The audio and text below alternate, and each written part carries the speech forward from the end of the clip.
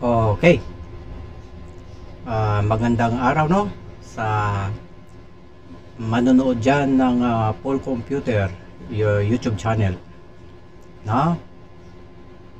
Matagal-tagal din ako hindi nakapag-upload ng video. So sa video natin ngayon, ay tuturo ko sa inyo kung ano yung gabay, mga gabay ninyo sa pagbili ng UPS at kung paano ang tamang paggamit. Okay, so ginawa ko pala yung video na to, dahil doon sa mga tinatanong sa atin, doon sa comment section na mayroong kinalaman dito sa ating topic ngayon, tungkol sa UPS. Okay?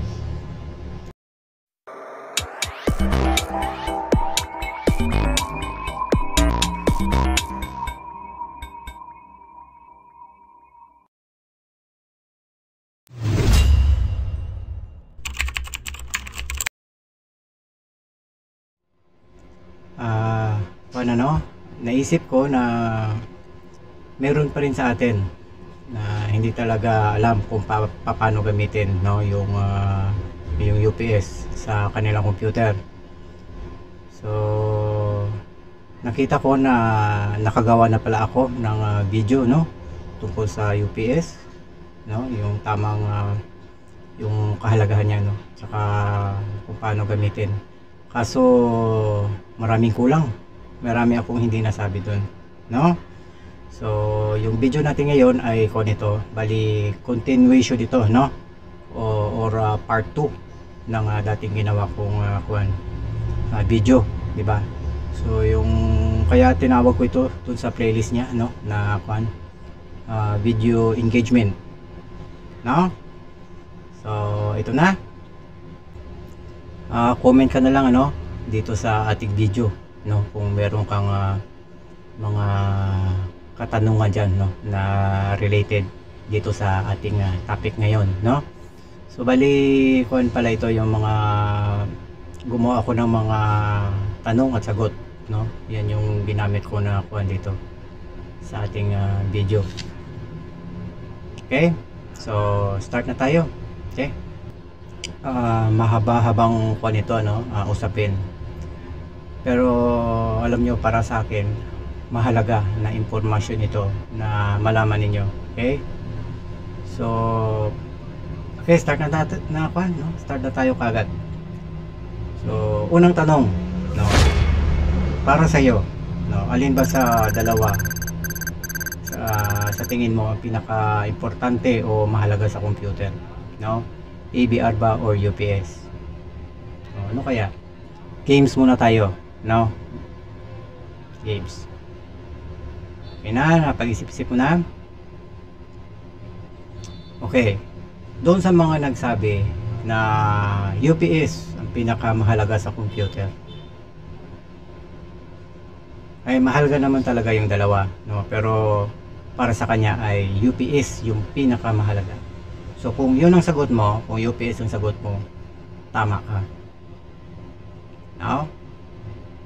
Doon naman sa nagsabi na hindi mahalaga mas mahalaga talaga yung ABR compare sa UPS.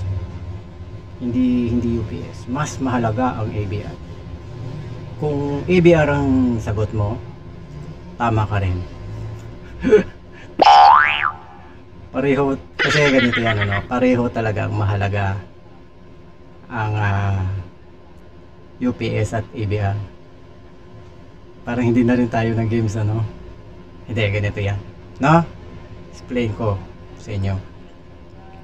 Parehong mahalaga ang UPS at ABR sa computer, ang pinagkaiba lang ng UPS, yung pinoprotektahan niya, okay, ay yung hard drive mo. Actually, hindi lang yung internal hard drive mo doon sa iyong computer, pati yung mga hard drive mo na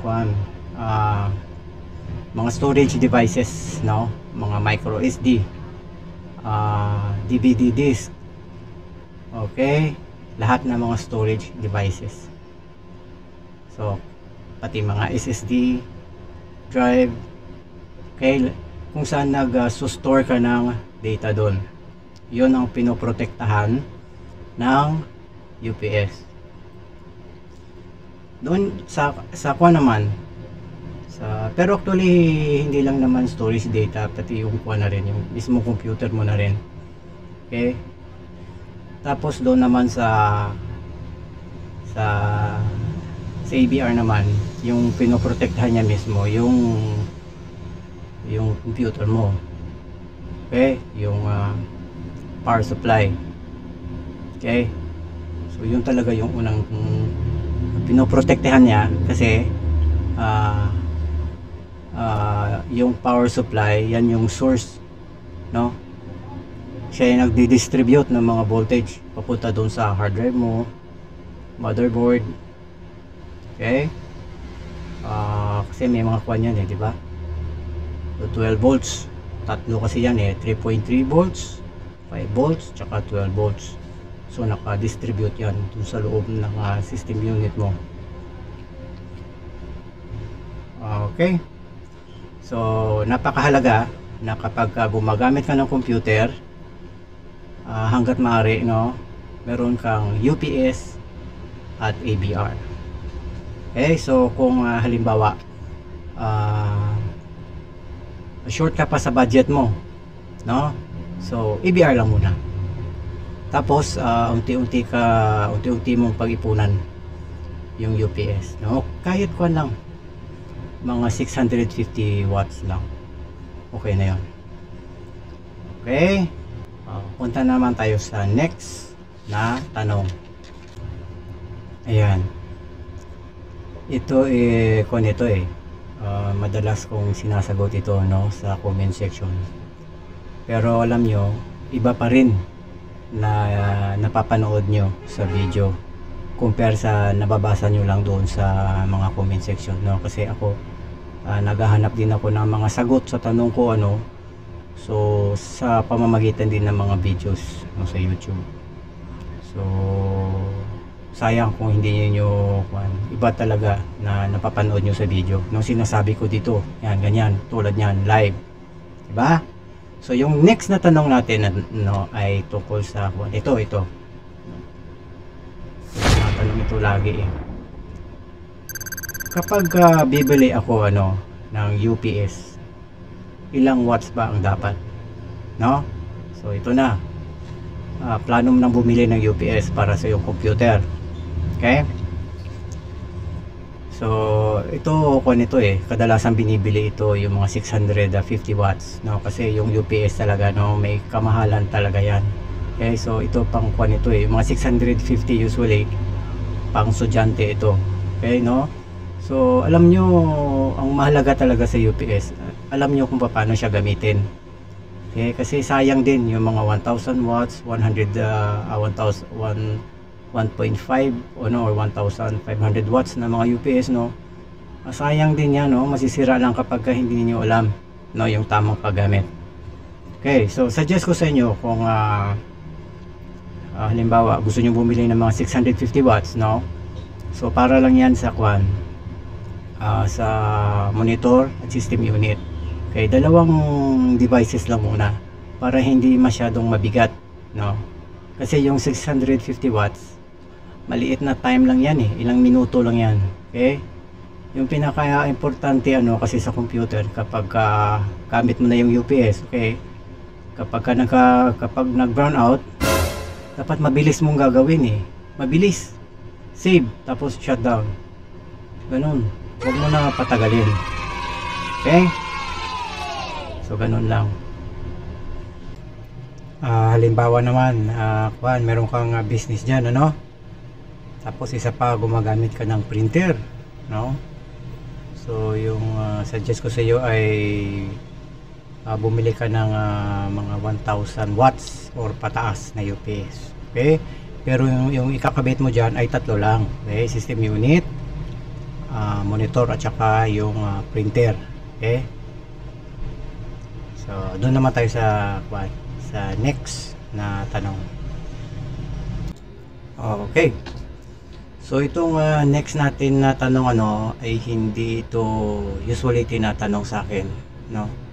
Pagdating sa tungkol sa UPS, okay? So itong tanong pa lang natin ngayon ay kuan. Ilang oras ba ang initial charging ng UPS bago siya gamitin? Okay, so ganito 'yan. Kapag bibili ka ng bagong UPS, okay, may tinatawag na initial charging 'yan. Okay? Para sa lead acid battery, para sa akin, yung initial charging niyan ay 48 hours. Okay? Or 2 days. Okay, para sa lead acid battery. So katulad yan doon sa mga emergency light na nabibili natin. Okay? Mga emergency light. So kung napapansin niyo kapag bumili kayo ng emergency light, 'di ba? Pag kinabit nila, yun na. 24/7 na, hindi na nila tinatanggal. Okay. Pwede naman yon, pero alam nyo, hindi siya tatagal. So mas mabuti talaga na i-turn off ninyo sa gabi or sa hapon kapag out ninyo sa trabaho. Okay? So ganito yan. After 48 hours na initial charging ninyo, yung inyong UPS, kapag gagamitin na ninyo siya ng normal, no? Example sa umaga, no? Turn on nyo yung computer ninyo, no? Turn on nyo yung UPS. Sa buong araw, dapat hindi nyo siya ito-turn off yung UPS. Dapat the whole day ay naka-turn on lang siya. Okay, so papatayin lang ninyo yung UPS sa hapon na or sa gabi bago kayo matulog. Okay, para makapagpahinga yung kuan ninyo, yung UPS. Tapos para gamitin naman ninyo on the next day. Okay, so importante sa UPS, araw-araw lang siya nagagamit. Okay? Okay, doon naman tayo sa kuan sa susunod naman na tanong. Ito, kung ito madalas din ito tinatanong sa atin, no? Ang tanong, kailangan ba na naka-turn on ang UPS 24/7? So merong iba na yan yung ginagawa nila, no? Hindi nila tinatanggal. Okay, so yung sagot ko diyan ay simple lang, no? Pwede naman yon, pwede yon, huwag niyo patayin, pero hindi ganito na lang, mas mahaba, mas matagal niyo magagamit yung UPS niyo kapag tina-turn off ninyo sa gabi, nakakapagpahinga siya. Okay, so kung naka 24/7 siya, ikli lang siguro mga basta hindi niyo siya magagamit ng matagal. Paano ko pa explain ito, ganito na lang. Alam niyo kung ano yung solar power? Okay, so alam niyo yan sa ilaw, di ba? Mga kwan. So di ba kung araw, no, nare-recharge yung battery, di ba? Tapos sa gabi nakakapagpahinga naman siya.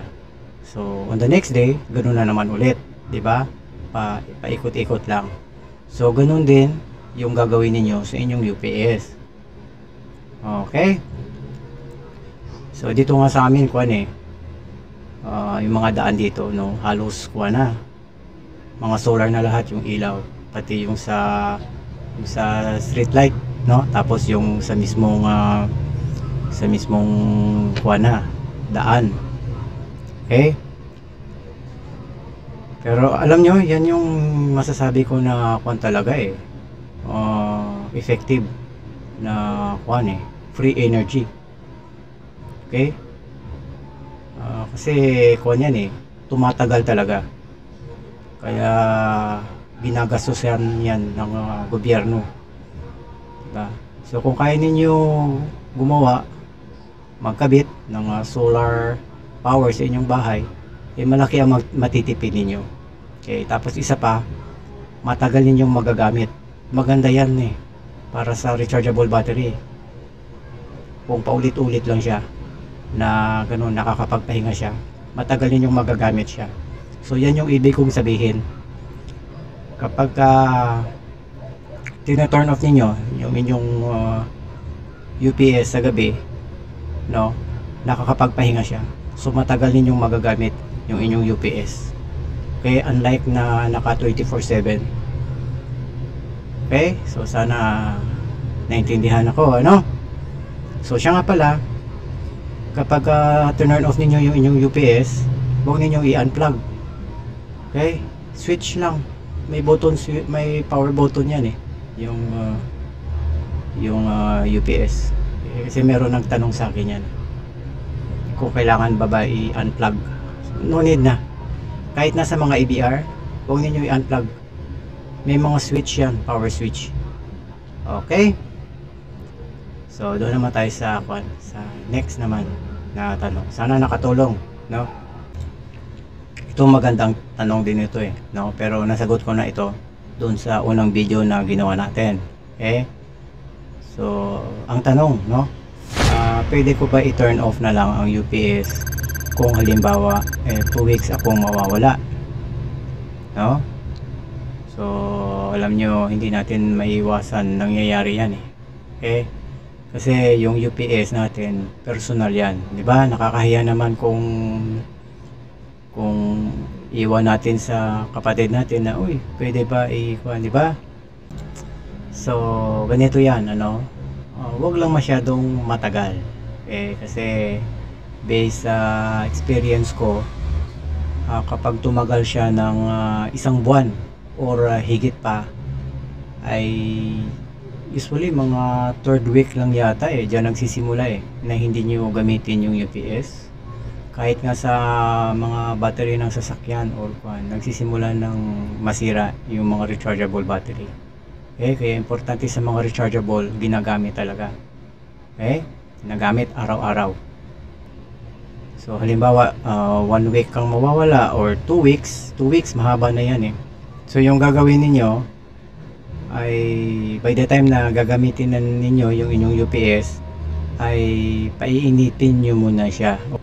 I mean, i-turn on ninyo yung inyong UPS ng mga 8 to 12 hours. Yan, okay, bago ninyo siya gamitin. So suggest ko, wag nyo muna ikabit, wala muna kayo ikakabit na system unit dyan or monitor. Doon muna ninyo i-direct sa ABR. Okay, so pagkalipas ng pagkaraan ng 8 hours, 12 hours, saka na ninyo ikabit yung inyong system unit tsaka monitor. Okay, kasi baka biglang mag-burn out, diba? Okay, so doon naman tayo sa next naman na tanong. So ang tanong, paano malalaman kung kailangan na palitan ang battery sa loob ng UPS? Okay, so kanyan, ibig sabihin yan yung lead acid na battery doon sa loob. Okay, so para sa akin, ganito yan. Merong dalawang ginagamit na sa computer, parts ng computer na para sa akin ay siya, disposable. Okay, so pag sinabi mong disposable, pinapalitan yan. Okay, hindi yan permanente. Okay, yan yung belief ko. So yung lead acid na battery sa loob, hindi yan permanente. Katulad yan ng mga battery na ginagamit sa ating sasakyan, no? So pinapalitan yan. Pero marami sa atin na kapag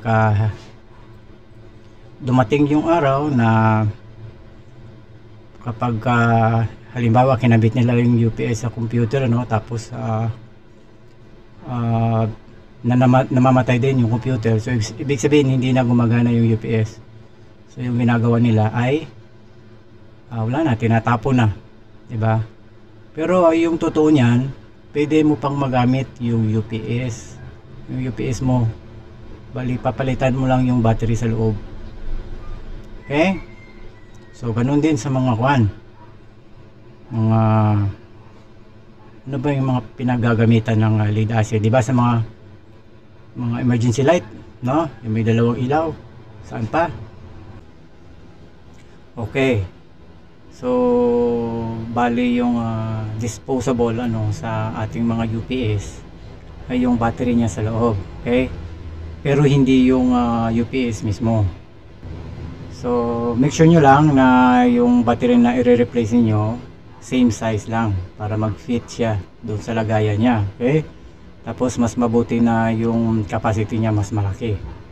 Example, diba, meron mga 7 AH, no? Meron mga 9. Yung mas malaki, mas mabuti para mas matagal siyang ma-lowbat, no? Mas matagal siyang makapag-hold ng power yung UPS.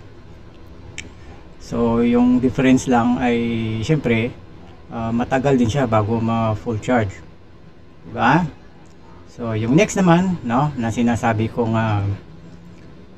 disposable ay yung power supply, no? Para sa akin power supply. So merong iba na nire-repair pa nila, no, yung power supply. So kung ano yan power supply, delikado yan siya yung nagdi-distribute ng mga voltages, no? Mas mabuti na kapag merong kaunting dyan, para meron kang peace of mind, bili ka na lang ng bago, okay? Kasi minsan meron tayong nire-repair, no, sa ating power supply. Maya maya yung ibang part naman dun sa power supply nasisira na rin. So di ba? So mas mabuti na palitan na lang ng bago. Okay, advice ko lang yan, advice. Nasa sa inyo pa rin. Kung gusto niyo ipa-repair. Okay, balik tayo dun sa tanong, no? Paano nga ba malalaman kung kailangan mo na magpalit ng bagong battery? So simple lang, katulad din siya ng ng ABR. Kapag halimbawa ginamit mo na yung UPS mo, tapos biglang nag brown out. So pag brown out, patay din yung computer mo. Ganun yun. Ibig sabihin, hindi na gumagana yung battery dun sa loob. Okay? Ganun yun. Or kung minsan nagbi-beep siya, nag-iingay, parang meron siyang power pero maya maya namamatay din. So ibig sabihin meron pa siyang kaunting karga, no? Pero ganun din yun. Okay, so tulad ng sinabi ko, pwede kayo magpalit ng bagong lead acid na battery, basta same size lang. Okay, dalhin niyo yung battery as sample pag bibili kayo ng bago, okay, para hindi kayo magkamali kapag ikinabit na ninyo. Okay, ito paalala lang, no, dun sa mga magre-replace ng bagong battery sa kanilang UPS, no. Make sure ninyo na hindi na gumagana yung battery dun sa loob, okay, tulad ng sinabi ko kanina. Okay, baka kasi merong dyan na gumagana naman yung kanilang UPS, no, tapos ina-attempt nila na buksan ito. Wag ninyong bubuksan, kasi kahit naka-unplug yung UPS ay merong live na 220 dyan sa loob, no, pwede kayong makuryente. Paalala lang. Okay, so pag nag-replace na kayo, halimbawa nakabili na kayo ng bagong battery, no, make sure na nakuha ninyo yung black sa black tsaka yung red sa red. Kasi yung black yan ground, no, tapos yung red naman ay sa positive. So yung gagawin ninyo, painitin nyo naman siya ng parang bumili din kayo ng bagong UPS, no, 48 hours na naka-turn on yung inyong UPS bago ninyo na naman siya gamitin ng normal. Okay? Okay. So yun na. Punta naman tayo sa sa next naman na na tanong. Okay. So ito magandang tanong din ito, no? Paano kung matagal ko pa na turn off ang computer nung nag-brown out? No? So ano bang magandang halimbawa? Ganito na lang, no? Halimbawa meron kang printing works, no? 100 pages, no? Tuloy-tuloy na printing. So merong deadline, kailangang matapos, no? So alam nyo, minsan may nangyayari na hindi natin sinasadya, no? Hindi natin sinasadya, kailangan natin kasi matapos yung ginagawa natin, ganon. So halimbawa biglang nag-brown out, no? Patay, pero nakaiwang nakabukas yung printer mo, tapos patuloy siya nagpiprint siya, maraming kwan. So meron kang hinahabol, halimbawa na deadline, no? So talagang tinapos mo siya, no? So dumating dun sa punto na talagang nag-beep na, nag-warning na yung UPS mo, na ibig sabihin mamamatay na siya, lobat na. Okay? Tapos namatay naman yung UPS mo, yung computer mo, pero natapos mo yung ginagawa mo. Good, hindi ba?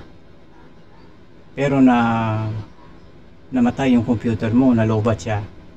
So ano yung gagawin mo dyan kapag nangyari yan? Diba? Okay, yung sagot ko dyan ay ganito. Hanggat maaari ay iwasan ninyo, no, na ma-drain, maubos lahat yung karga doon sa UPS, no? Hanggat maaari kapag nag-brown out, i-save niyo yung ginagawa ninyo at shutdown ka agad. Huwag niyo na hintayin. Okay? So ito ko lang ito. Kung ano yung gagawin niyo just in case na mangyari. Okay? So yung gagawin niyo pagka brown out, no, na ibig sabihin nag-beep na, namatay na yung computer mo, yung gagawin mo ay i-turn off mo kaagad yung iyong UPS.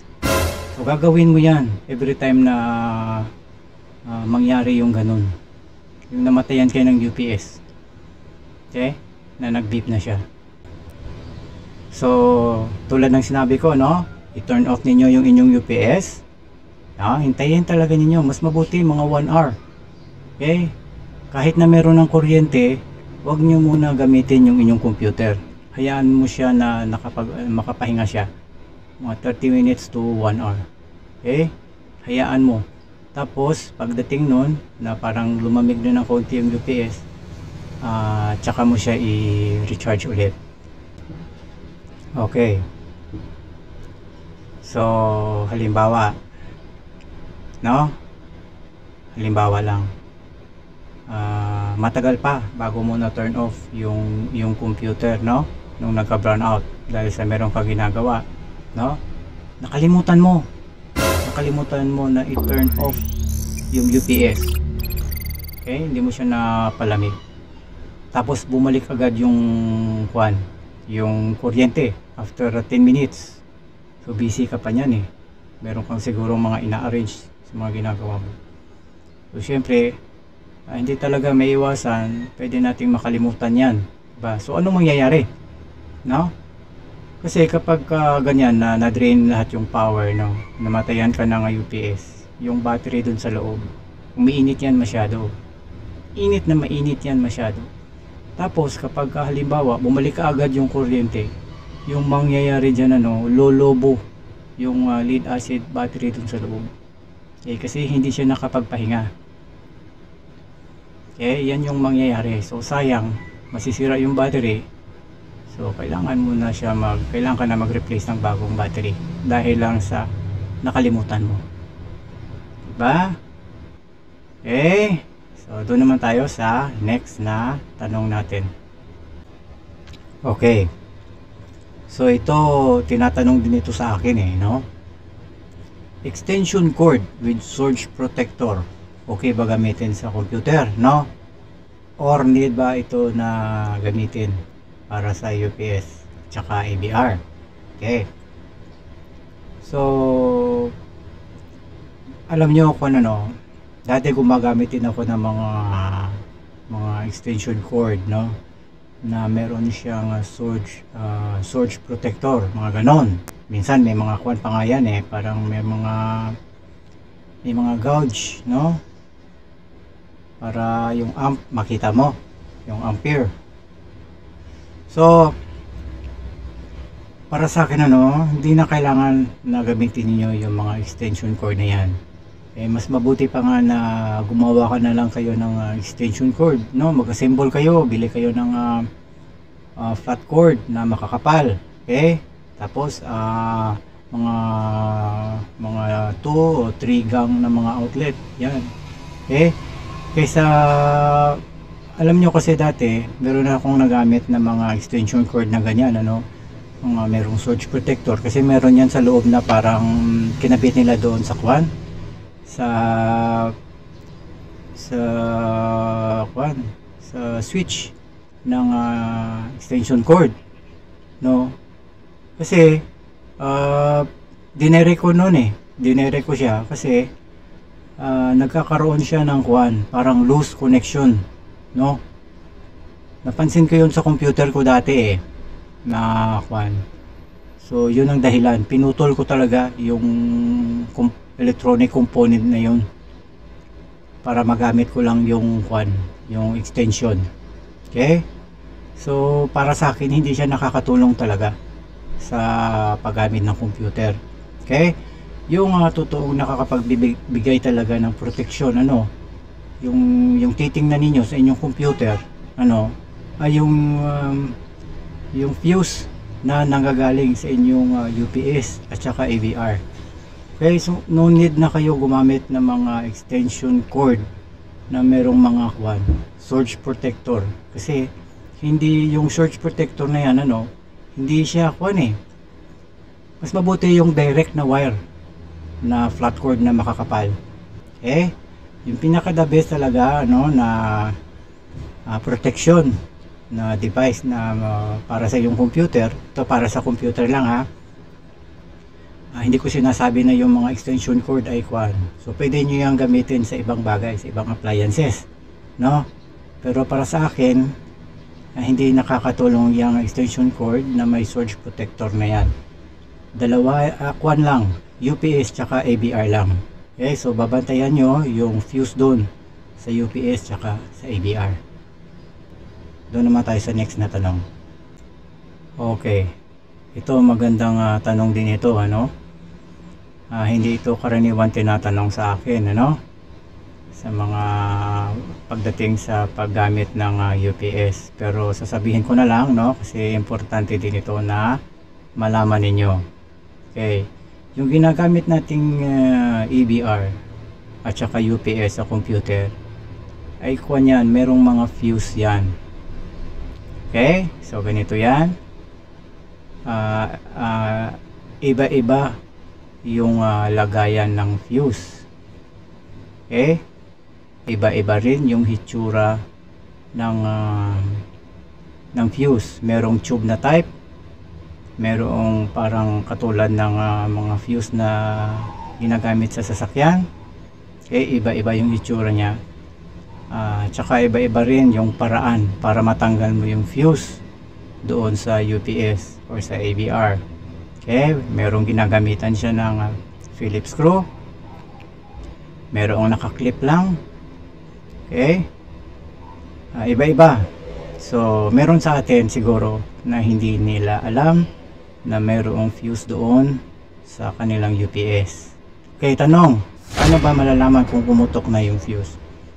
No? So tulad ng ginagamit nating AVR, pag turn on mo ng UPS at walang power, syempre ibig sabihin yan, malamang pumutok na yung fuse doon sa loob.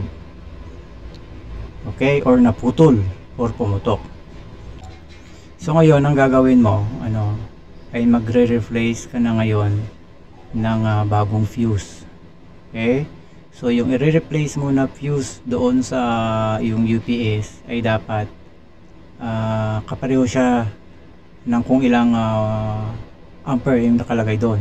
Okay? Kasi may level na nakalagay yan dun sa fuse niya. So halimbawa 5 ampere yun. So 5 ampere din yung ipapalit mo na fuse dun. Kakabit mo na bago. Okay? So katulad din ng mga EBR. Yan. Kung ilang ampere yun, yung fuse doon yun din ang i-replace ninyo sakaling pumutok na. Okay? Meron naman tayong ito. Dagdag na katanungan para dito sa ating sa UPS. Totoo ba na kumakain ng kuryente kapag naka-turn off lang at hindi naman na-unplug yung UPS, no? So ibig sabihin totoo ba na kumakain siya ng kuryente yung mga ginagamit nating UPS kapag hindi mo siya na-unplug talaga, no, sa wall socket tapos naka-turn off lang siya, no? Alam nyo yung mga switches, no, yung mga power switch yan, kapag nag-turn off kayo, no, yung mangyayari niya, ay puputulin niya yung kabilang side ng kuryente. Ganun yung mangyayari doon. Sa EBR ganun din. Kung bubuksan mo yung mga EBR at saka UPS, makikita ninyo na yung power switch ay direct mismo bago siya pumasok doon sa circuit board niya. Bago siya pumasok, dadaan siya sa switch. So puputulin niya yung switch kapag nag-turn off kayo. Tapos pag turn on ninyo, i-connect naman niya. So para sa akin hindi siya kumakain ng kuryente. Okay? So, doon naman tayo sa next naman na tanong naman. Okay? Ayan, ito magandang tanong din ito no? Tsaka isa pa tinanong to sa akin minsan, no? So sinama ko na lang dito sa video natin ngayon kasi related siya sa paggamit ng UPS. Okay, so ito yung tanong, no? Pwede ba gamitin yung ating PLDT modem wifi sa UPS, no? So sagot ko dyan ay pwede siya gamitin, pero huwag mo siyang idadagdag doon sa UPS mo na ginagamit mo sa iyong computer, no? Kasi masyadong mabigat na yon. Okay, yung suggest ko ay bibili kayo ng isa pang UPS, no, na separate siya doon sa ginagamit mong UPS sa iyong computer. Okay, so mas mabuti niyan na mag-isa lang siya doon. Yung PLDT modem mo lang yung nakakabit doon sa isang UPS mo, no? So ito pwede kayong magkabit ng doon sa PLDT wifi modem ninyo ng additional na na wireless router, no, para mapalawak ninyo yung signal, di ba? Para kahit saan kayo. Yun nga lang, magkakabit na naman kayo ulit ng another na adapter, no? 12 volts lang naman yan pero dalawang 12 volts. So mas maganda niyan yung magandang dyan, yung purpose nyo talaga for emergency. Okay, para sakaling kung mag-burn out, pwede kayong mag-message dun sa mga kakilala ninyo, o walang kuryente dito, ganyan, ganon, for emergency purpose, ba? Pero yung ugali natin kapag gumagamit tayo ng UPS sa computer, no, magkaiba naman yung gawain natin kapag meron tayong UPS. Kapag kinakabit na natin, no, yung ating computer, kapag dapat pagka brown out, mabilis mong gagawin, no? I-save mo yung ginagawa mo at saka i-shutdown mo yung computer. Okay, so doon naman tayo sa next na tanong. Sana nakatulong ito. Isa pang magandang tanong, no, tungkol sa paggamit ng UPS. So yung tanong ay nakakatulong ba ang paggamit ng UPS, no, sa Bendo Machine Piso Wi-Fi business? Okay, so business ito, no, business ito. So Ang sagot ko dyan ay yes, pwede siya. Ngayon, paano ko nasabi? No.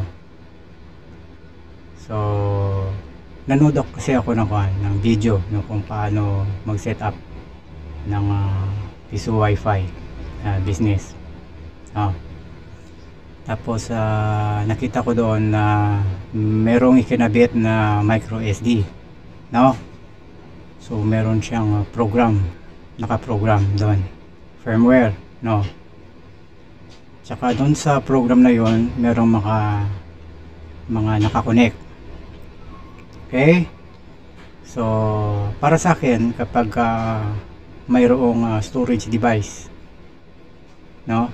Doon sa naginamit, ay makakatulong ang paggamit ng UPS. Okay?